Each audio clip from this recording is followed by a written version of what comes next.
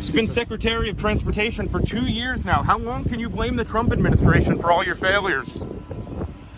Let me say this. I will take responsibility for how I do my job.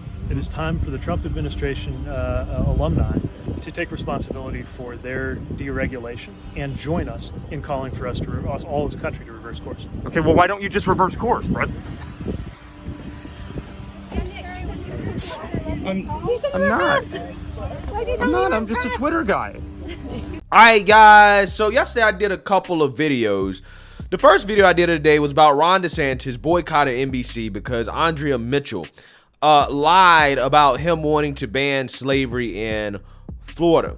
And then I did a video at the end of the day about a man who happens to be black apologizing to Trump because he was brainwashed by the mainstream liberal media. And this story that I'm doing here today kind of has something or a little bit to do with both of those stories, in the sense that you have another mainstream liberal media lie about Donald Trump that is designed to brainwash people into believing that anything bad that happens in this country is Trump's fault, regardless of whether or not he's actually in office or whether he really had anything to do with whatever happened at all. Okay, these are one of the many lies and smears against Trump that really has rigged the game against Trump. Okay, when people talk about elections, okay, and whether or not our elections are actually fair, when you have a press, a mainstream liberal media that just outright lies and spreads falsehoods about, you know, a presidential candidate simply because they don't want that person to win or they hate that person, to me, that does sway the outcome of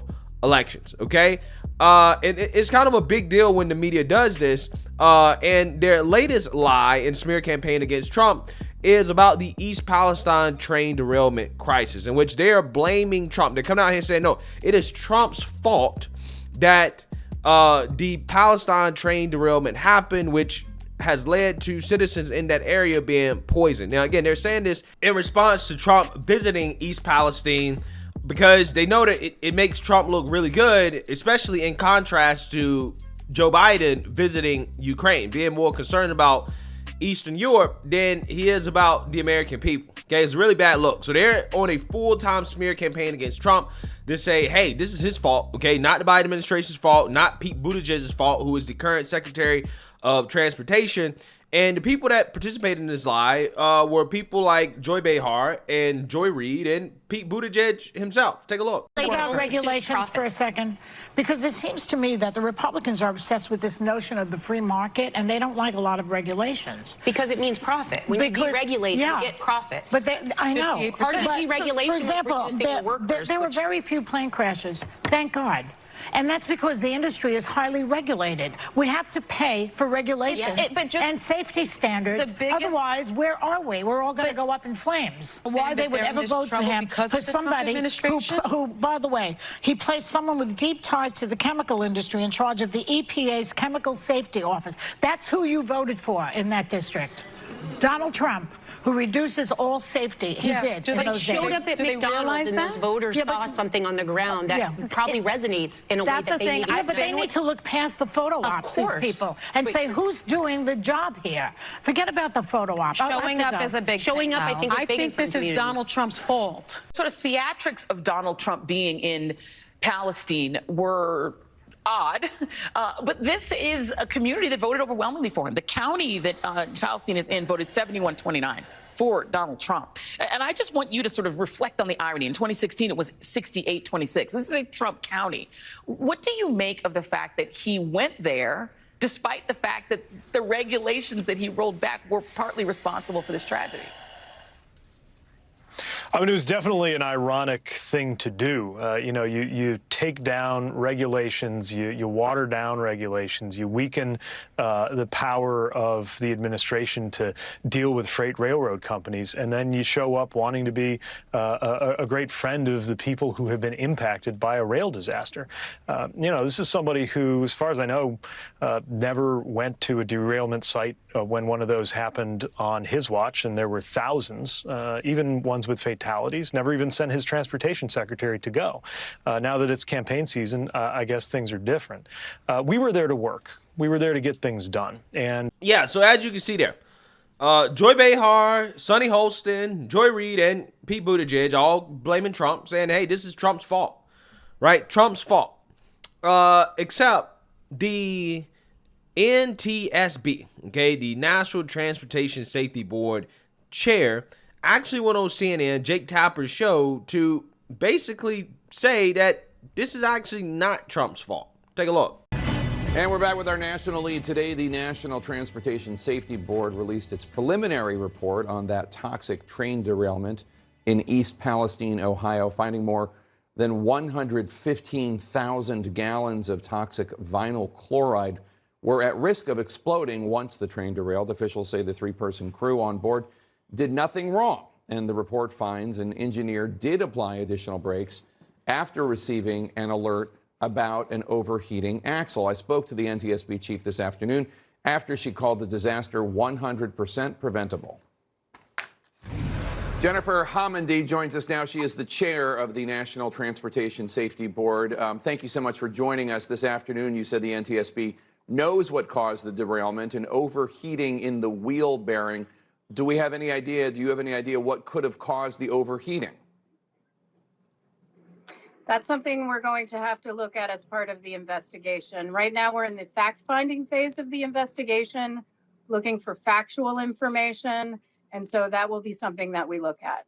I asked the head of Norfolk Southern yesterday whether it was true that this train with 150 cars, 20 of which were carrying toxic materials, only had 2 employees and 1 trainee. He said he couldn't answer. Is it true, though?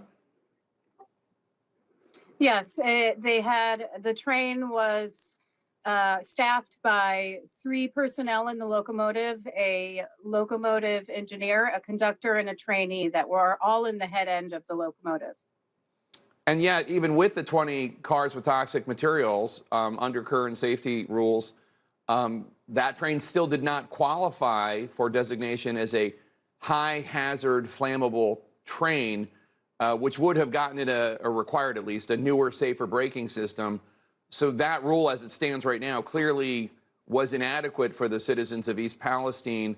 Why not add the newer braking system to any train carrying hazardous material, not just those with more than 20 cars of hazardous material?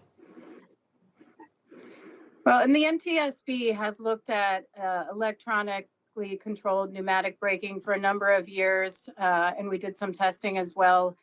Certainly it would improve safety, but for this investigation and for this derailment, ECP brakes would not have prevented the derailment. The wheel bearing failed on car number 23. So even with ECP brakes, the derailment would have occurred, the fire would have ensued, and the 5 vinyl chloride tank cars would still have to be vented and burned.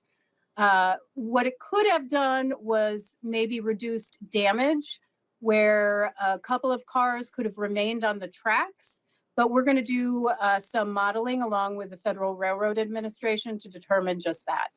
Is there any obvious rule change that would have prevented this? It's too early to tell. In our analysis phase of the investigation, we'll look at just that. We'll look at what could have prevented this terrible tragedy. And it could be regulation changes. It could be recommendations to Norfolk Southern, to the Department of Transportation, or to railcar manufacturers, or to emergency responders. But again, it's too early to tell. And just to mention, the NTSB does not have regulatory authority. At the conclusion of our investigation, we issue safety recommendations that others have to implement. Yeah, so you seen that, you heard that, okay? Even the head of the NTSB had tweeted out, please stop spreading misinformation, right? Which is exactly what Joy Reid, Joy Behar, Pete Buttigieg, and Sonny Holston are spreading. The liberal media is spreading when they claim that Trump is somehow responsible for this because he withdrew the ECP braking rule, which, again, she admitted here in this tweet and on air with Jake Tapper that even if the rule was implemented, this would not have prevented the disaster from happening. Okay? Yeah. And even if the rule had gone into effect, this train still would not have had ECP brakes, right? Even if the rule was in effect, it still would not have had the brakes. It would not have qualified. So, again, you know, it's just funny to me how these people who claim to be crusaders against misinformation just openly spew misinformation and falsehoods when it comes to their vendetta and crusade against Trump. And we know they're not going to apologize for it. They're not going to come out and say, hey, you know what, we was wrong. Because, again, they can't point to any regulations that Trump, you know, rolled back that actually led to this. Okay, they can't really point to that. So, again, I think they owe Trump an apology, right? They owe Trump an apology in the sense that, you know, again, they're basically blaming him for this disaster happening when it had nothing to do with him. They won't point the finger at the guy that's actually in charge, right? Pete Buttigieg, right? These people keep saying, well, it's the regulations. It's the regulations. Well, okay, well, why are you not regulating that? Is it because you've been bought and sold by the railroad companies, right? Is that why, right? Which, I mean, again, you would think that these progressives, these liberals, instead of blaming Trump, they would take the time to, you know, hey, I don't know, blame the railroad company, right? They love blaming multi-million / multi-billion-dollar corporations every chance they get, except when it seems like it's a better option for them politically to blame Trump, right? When it comes down to them trying to blame Trump, okay, they ignore the corporation and how the company is at fault in the role that the company played in this disaster. Again, it's quite telling, right, how progressive priorities shift when it comes to Trump. But like I said, apparently the last booster shot still has not cured Trump derangement syndrome. It is still alive and well. Again, it's just a shame that the media lies like this because, again, this does sway people's opinions. There are a lot of people out there that probably think that, yeah, Trump caused this, that Trump is responsible for this, right? And then, again, Biden and the Biden administration and the railroad company itself aren't going to take enough blame for it because, again, the mainstream liberal media has absolved them of all responsibility because they would much rather blame Trump instead. Everything is Trump's fault, right? Everything is Trump's fault. So let me know what you guys think. Make sure you like, comment, and subscribe. Most importantly, share a Black conservative perspective. Peace.